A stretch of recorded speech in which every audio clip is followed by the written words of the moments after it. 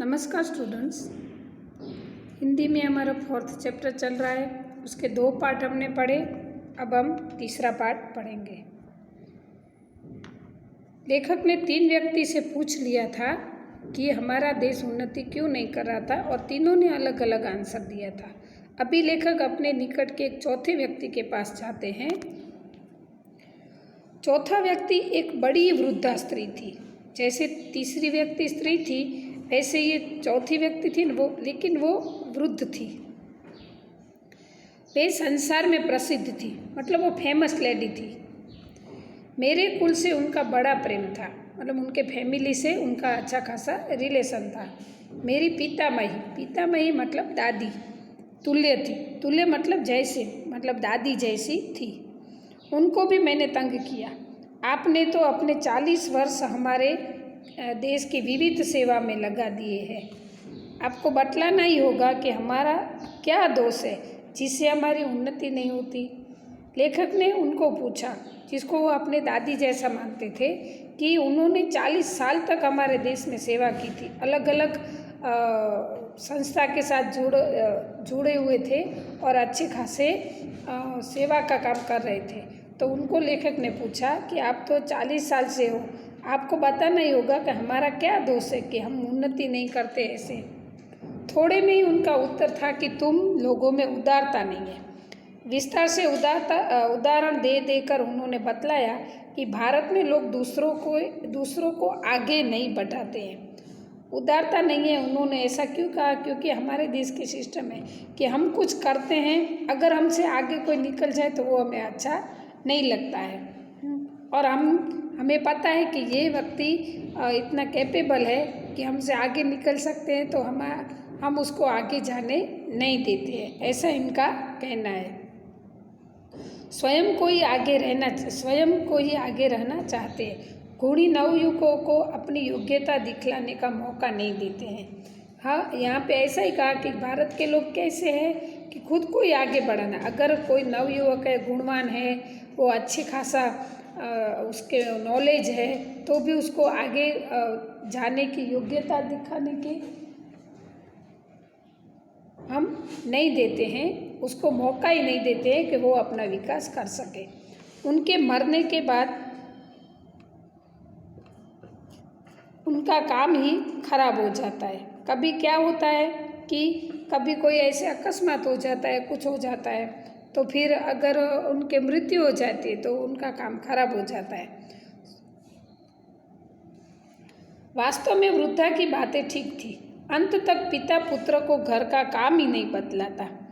कितने ही कुटुंब इसके कारण नष्ट हो गए हैं। हमारे देश की ये परंपरा है कि घर का पूरा कारोबार पिता ही संभालते हैं, लेकिन पिता को पता चलता है कि अभी उनकी थोड़ी एज हो गई है और अगर पुत्र समझदार हो गया है कि अभी वो घर की जिम्मेदारी समझने के या तो संभालने के लायक हो जाता है, फिर भी कई परिवार ऐसे हैं कि पिता अपने पुत्र को जवाबदारी देने के लिए तैयार नहीं है। वो खुद ही पूरे फैमिली का रिस्पॉन्सिबल पर्सन रहना चाहता है कि नहीं, वो मैं ही करूँगा, वही होना चाहिए। वो ऐसे नहीं सोचता है कि अभी जो मैंने काम किया वो मेरे बेटे को भी मैं सिखा दूँ। तो यहाँ पर इसकी वजह से कई सारे कुटुंब नष्ट हो गए। बड़े गुणी अपनी विद्या साथ लेकर मर गए। इस कारण कितने ही वैज्ञानिक आविष्कार, औषधियाँ आदि लुप्त हो गई है। बड़े ज्ञानी महापुरुष थे, उनको बहुत सारा ज्ञान था, लेकिन उन्होंने ऐसा नहीं सोचा कि हमारे पास जो ज्ञान है वो हम और को बांटे। तो उसी हिसाब से कई ऐसे ज्ञानी पुरुष थे जो बहुत बड़ी वैज्ञानिक सिद्धियाँ प्राप्त किए हुए थे, लेकिन उन्होंने अपना ज्ञान दूसरों को नहीं दिया। तो ये सब आविष्कार जो बहुत सारे थे वो भी अभी नहीं हुए जो होने चाहिए। वो वैसे तो हमारे देश में बहुत कुछ वैज्ञानिक रूप से हो गया है, अभी साइंस बहुत आगे बढ़ गया है, फिर भी कई ऐसी मैटर है जिसमें हम पीछे हैं। पेशों में इतनी प्रतिद्वंदिता, पेशों मतलब जो हम काम करते हैं, नौकरी, प्रतिद्वंदिता मतलब कंपटीशन हो गई है कि बड़ा छोटे को काम नहीं सिखलाता। हम इतने वो हो गए कि हम अगर हमारी पोस्ट बड़ी है या तो किसी हमारी पोस्ट छोटी है और हमसे आगे कोई बड़ी पोस्ट पे तो वो हमें नहीं सिखाता, या तो हम किसी छोटे पोस्ट वाले को नहीं सिखाता। सार्वजनिक जीवन में तो इतनी विभत्स मतलब खराब दिख पड़ती है कि चित्त व्याकुल हो जाता है। कितना काम बिगड़ता है इसकी तरह ध्यान नहीं दिया जाता है। हम सिर्फ अपना ही सोचते हैं, दूसरों के बारे में नहीं सोचते, दूसरे की ओर हम ध्यान भी नहीं देते। तो इसकी वजह से हम काम बिगड़ जाता है, वो हम चला लेते हैं, लेकिन दूसरों की ओर हम ध्यान नहीं देते हैं।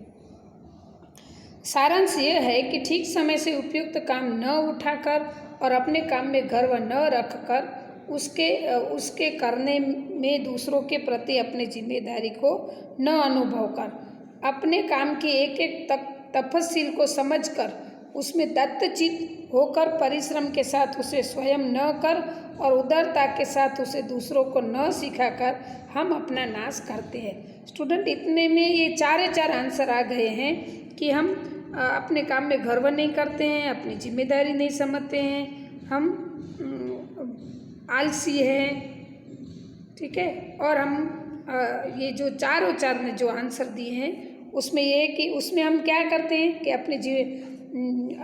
अपने काम की एक एक तफसील को समझकर उसमें दत्तचित मतलब तफसील को समझना मतलब अपनी जिम्मेदारी को समझकर उसमें मन लगाकर हम काम नहीं करते हैं, पूरे परिश्रम के साथ भी हम काम नहीं करते हैं।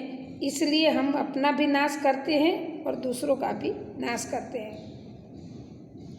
चारों मित्रों ने एक एक अंश में हमारे दोषों को बतलाया। उन सब का मिलाकर मैंने उत्तर पूर्ण किया।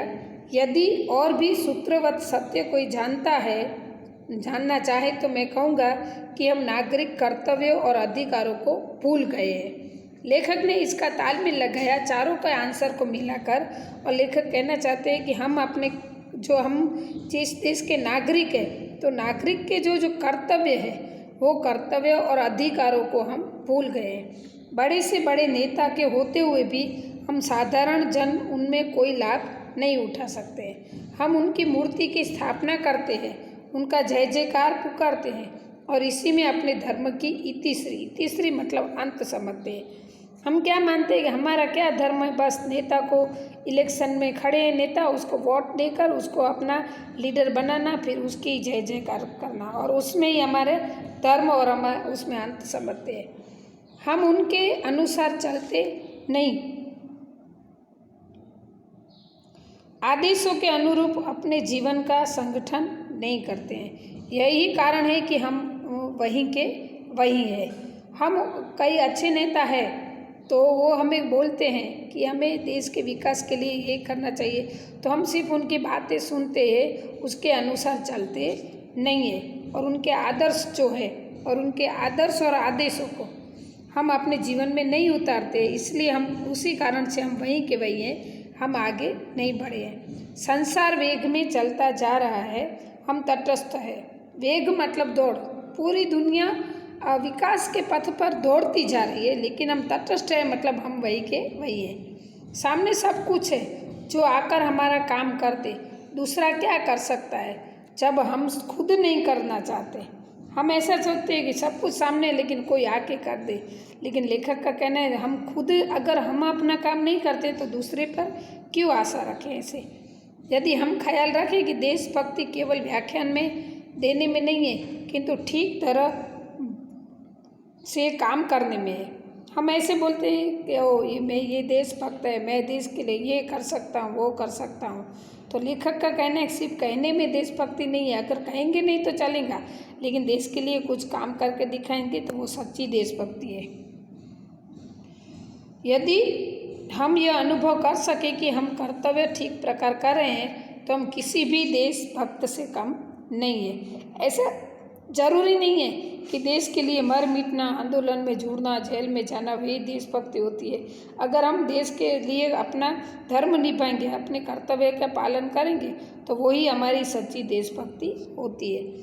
और बहुत से बड़े लोग हैं जो इस नाम से प्रसिद्ध किए गए। यद्यपि हमारा कार्यक्षेत्र संकुचित ही क्यों न हो, हम केवल धोबी, दर्जी, किसान, मजदूर, दुकानदार, पहरेदार, गांव शिक्षक गांव शिक्षक ही क्यों न हो तो हमारा देश और मनुष्य समाज स्वतः संगठित हो जाएगा। देश को केवल उपयुक्त नागरिकों की आवश्यकता है, किसी दूसरे प्रकार के मनुष्य या वस्तु की नहीं है और नहीं है। लेखक क्या कहना चाहते हैं कि सिर्फ हमें हमारी जिम्मेदारी, हमारा कर्तव्य, हमारा धर्म समझना है, चाहे उसमें हम किसान हो, दर्जी हो, धोबी हो या शिक्षक हो।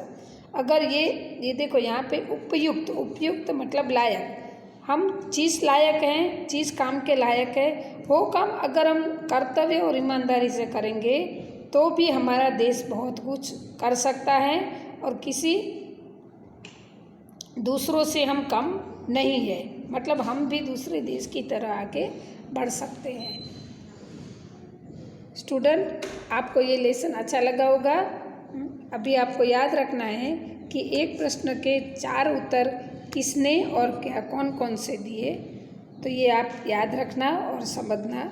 इसके साथ PDF भी भेजी जाएगी रही है, तो वो आप लेसन अच्छे से पढ़ लेना। अस्तु।